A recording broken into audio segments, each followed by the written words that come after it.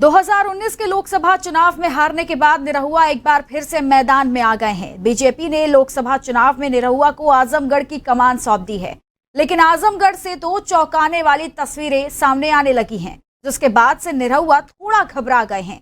तो आजमगढ़ में निरहुआ के साथ क्या हुआ, इस रिपोर्ट में आप देखिए।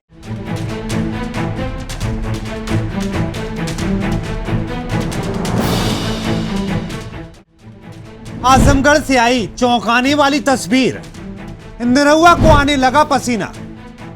निरहुआ के प्रचार में निकले भाई को मिली हार की बधाई। उत्तर प्रदेश में लोकसभा उपचुनाव होने वाले हैं, जिसकी लड़ाई में सारे दल एक साथ नजर आ रहे हैं। लेकिन इस बार के लोकसभा उपचुनाव में तस्वीरें काफी बदल चुकी हैं।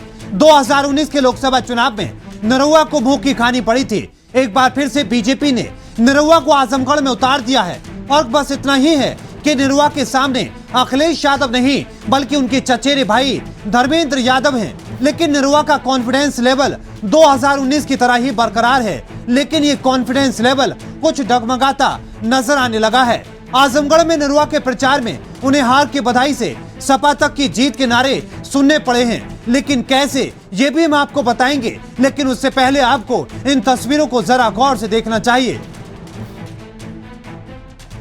निरहुआ ने अपना नामांकन बीजेपी से दाखिल किया। ऐसे में उनके नामांकन के दौरान कई भोजपुरी स्टार्स और परिवार के लोग शामिल हुए।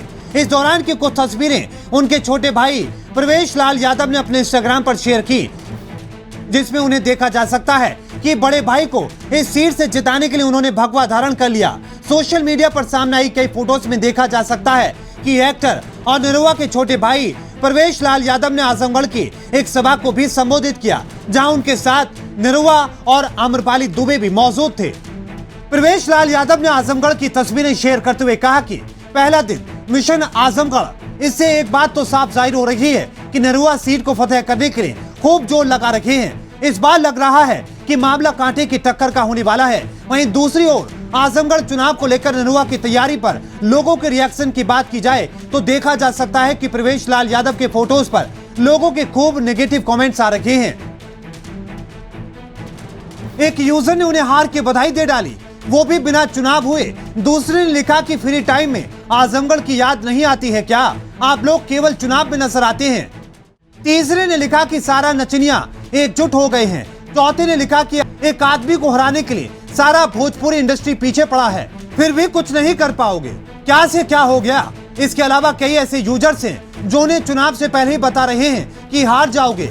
आजमगढ़ की जनता क्या निरहुआ को जिता पाती है या नहीं, ये तो आने वाला वक्त ही बताएगा। लेकिन इतना जरूर है कि निरहुआ के लिए आजमगढ़ की लड़ाई लड़ना उतना आसान नहीं है। खैर, देखते हैं कि चुनाव होने और इसके परिणाम आने तक और क्या क्या तस्वीरें सामने आने वाली हैं। चित्रा सिंह के साथ R9 न्यूज।